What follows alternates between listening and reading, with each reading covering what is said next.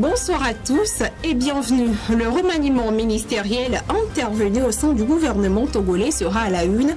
Ce soir, c'est en effet une interversion dont il a été question ce vendredi entre les différents ministres quant au poste à occuper désormais. Quel poste donc pour quel ministre au sein du gouvernement d'après ce nouveau changement? Élément de réponse à suivre dans ce journal. La hausse des prix des articles scolaires à l'approche de la rentrée, on en parle également dans cette édition. Afin d'épargner les parents de cette situation qui se présente à l'approche de chaque rentrée, le gouvernement a pris des dispositions qui sont à découvrir dans un instant. Au Maroc, un puissant séisme est intervenu dans la nuit du vendredi, hier vendredi. Il a fait plusieurs morts et blessés. Vous aurez plus de précisions sur la situation. Et enfin, l'Union africaine devient membre permanent du G20, club des pays aux économies les plus puissantes du monde, pendant que cette dernière prépare son sommet annuel en septembre prochain en Inde, afin de prendre des engagements en faveur des pays en développement. Restez avec nous, vous en saurez davantage. Bienvenue à tous. Remaniement au sein de l'exécutif togolais, de nouveaux ministres rejoignent le gouvernement et d'autres changent de poste ou encore de responsabilité. On fait le point dans cet élément de Promise Pomegbe à la voix, Cyril Lawson.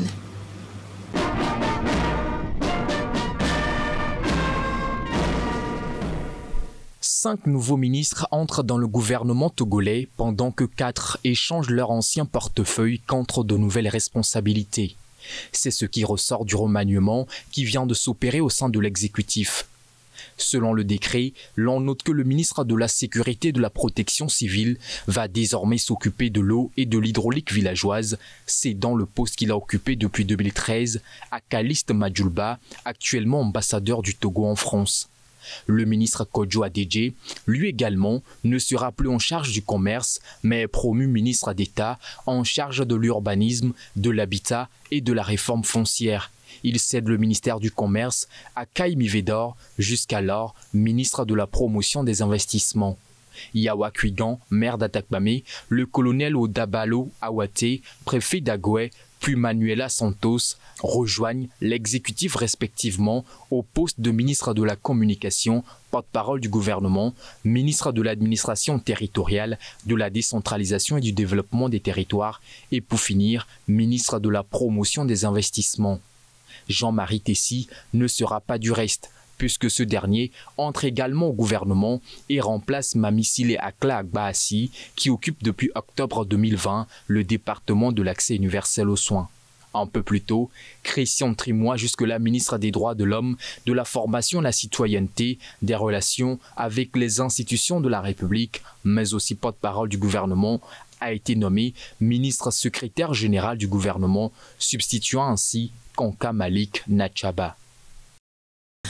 Vous ne l'ignorez certainement pas, le 25 septembre prochain, c'est la date officielle retenue pour la reprise des cours par les élèves. Mais alors que les préparatifs se poursuivent pour une belle reprise, les parents d'élèves se retrouvent souvent confrontés à la hausse des prix des fournitures scolaires, en fait contre lequel le ministère chargé du commerce est décidé à lutter.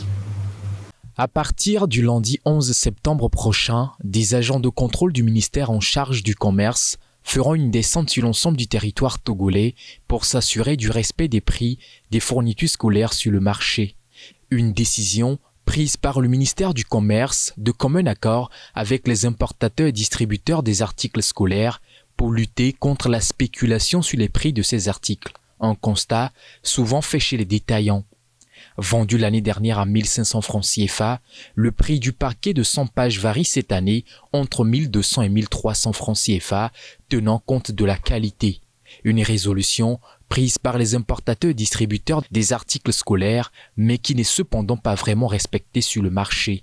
Alors que la spéculation reste formellement interdite par les tests régissant le commerce au Togo, tout contrevenant au prix officiel des articles scolaires se verra sous le coup de la loi. D'ailleurs, il faut rappeler qu'afin de s'assurer de l'uniformité des prix des articles scolaires sur le marché l'année dernière, le ministère du Commerce avait rendu officielle une grille fixant leurs prix dans les différentes régions du pays. Nous parlons également télécommunications dans cette édition. Le secteur du numérique n'est pas du reste en ce qui concerne les efforts déployés par les autorités togolaises pour une croissance économique durable. Depuis quelques années, les initiatives sont multipliées pour faciliter l'accès de la population à Internet. Eh bien, ces initiatives, elles semblent porter des fruits. Voyons cela avec Bernard Convy.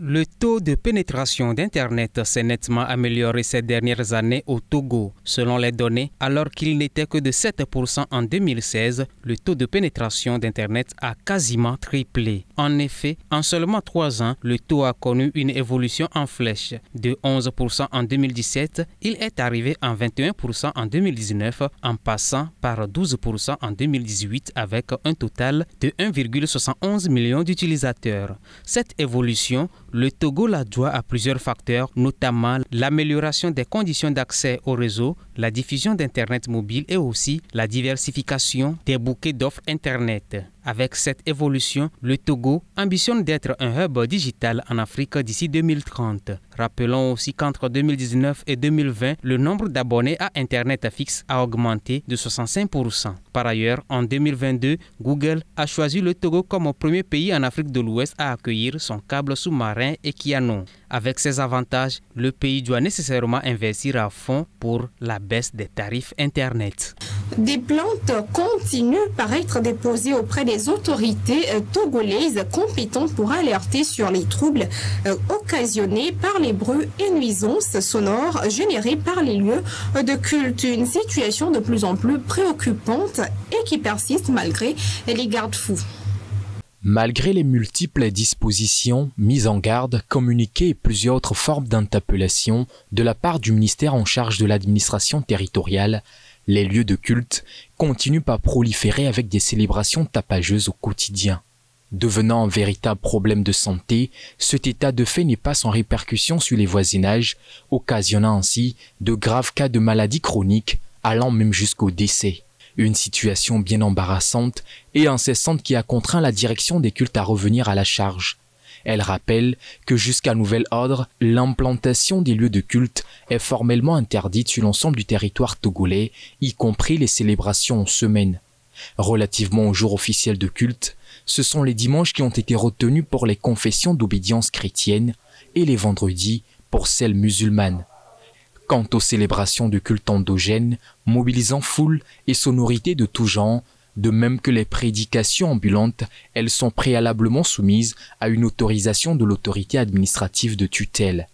À titre de rappel, les dispositions du Code de la santé, de la loi cadre sur l'environnement et du nouveau Code pénal togolais sont applicables aux nuisances sonores générées par les lieux de culte et engagent la responsabilité civile et pénale des responsables de ces lieux de culte. Prendre en compte les populations riveraines des aires protégées, les accompagner à initier des activités spécifiques serait la meilleure des manières pour faciliter la gestion durable de ces parcs. Ceci leur permettra d'améliorer leur résilience face au changement climatique et leur état de pauvreté qui les conduit à mener des activités anthropiques dégradant ces parcs. Un projet a été initié dans cette perspective donc pour le parc Fazao Malfakassa. Promis Pomébé et Félicité Chapelain.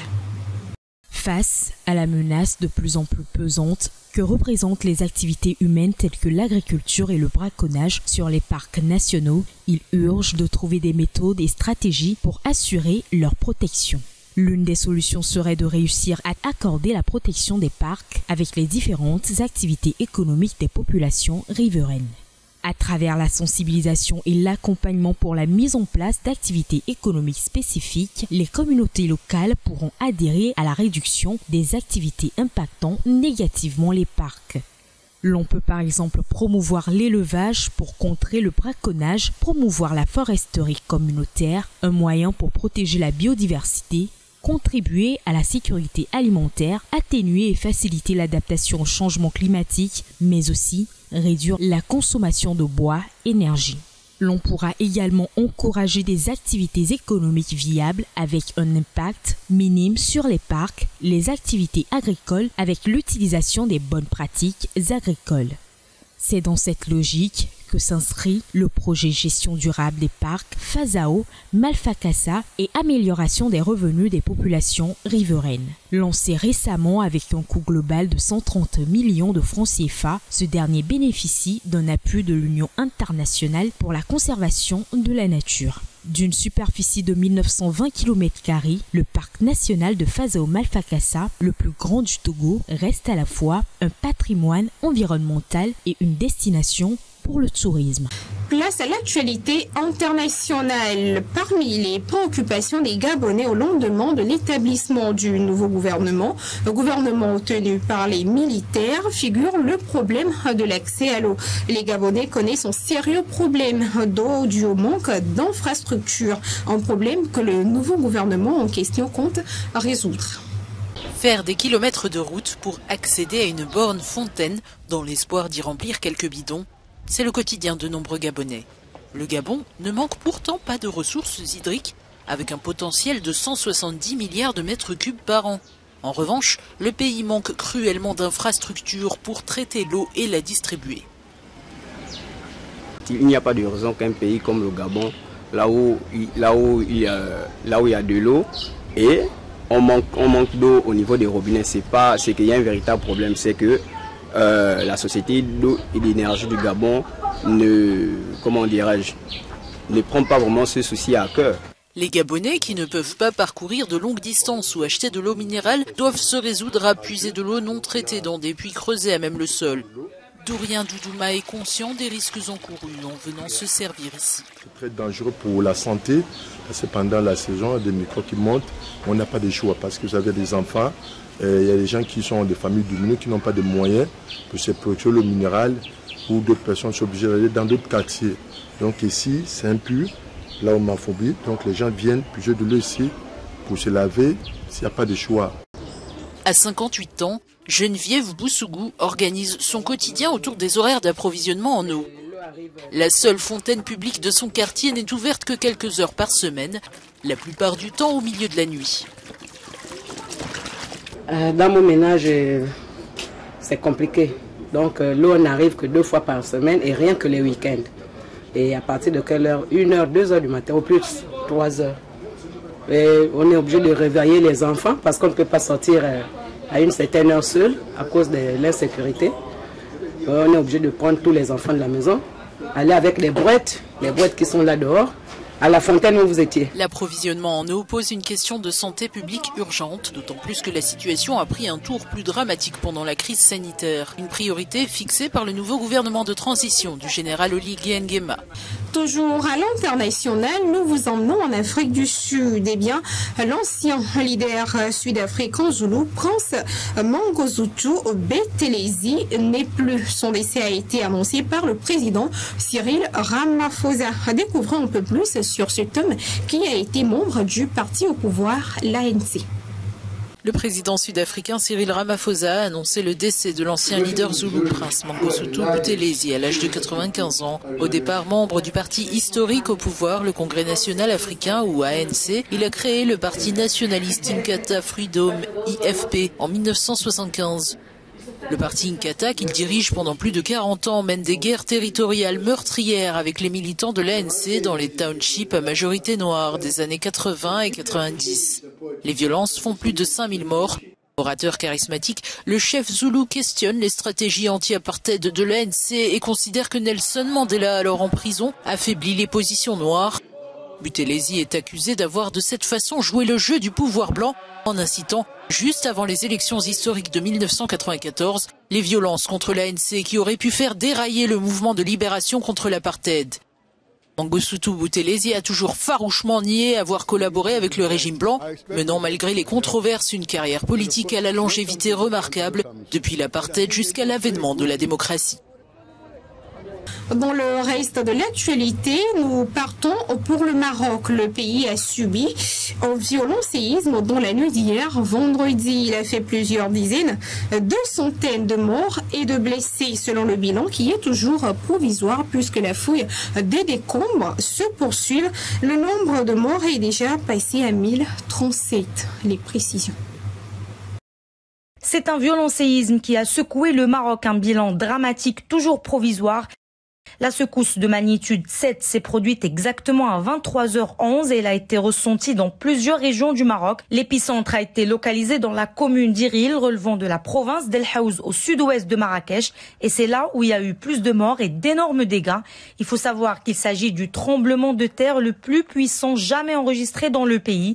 Il est plus fort que celui d'Agadir en 1960 ou encore celui d'El Hoceima en 2004. Et pour revenir à cette nuit, partout, c'était la panique et l'horreur dans toutes les villes où le tremblement de terre a été ressenti. Dans mon quartier, par exemple, à Casablanca, tout le monde était dehors, les adultes comme les enfants. Il y a aussi des personnes qui n'ont pas passé la nuit dans leur maison. Je parle des habitants de Marrakech qui craignaient les répliques. Ils ont choisi de se rendre dans les jardins ou encore dans les terres agricoles. Et puis à peu près 2 heures après le séisme, on commençait à voir les premières images sur les réseaux sociaux. On voyait l'ampleur des dégâts, notamment dans les villages proches de Marrakech, des murs et des maisons effondrées et plusieurs blessés retenus sous les décombres. Ces villages les plus touchés sont aussi les plus difficiles d'accès puisque les seules routes pour accéder à ces zones enclavées sont remplies de pierres tombées des montagnes pendant le séisme, ce qui a donc compliqué la tâche des pompiers pendant les premières heures. Ce matin, un appel a été lancé à l'ensemble des habitants de Marrakech pour qu'ils fassent un don du sang car les blessés sont dans le besoin actuellement. Et puis, dernière information pour clore cette édition, le Premier ministre indien Narendra Modi le voyait venir quand il demandait la semaine passée l'intégration de l'Union africaine au G20. Eh bien, c'est accompli. L'Union africaine fait désormais partie des pays membres du G20, club des pays aux économies les plus puissantes du monde. L'Union sera donc membre permanent et portera le même statut que les autres membres. Nous vous proposons de suivre cet élément pour plus de détails.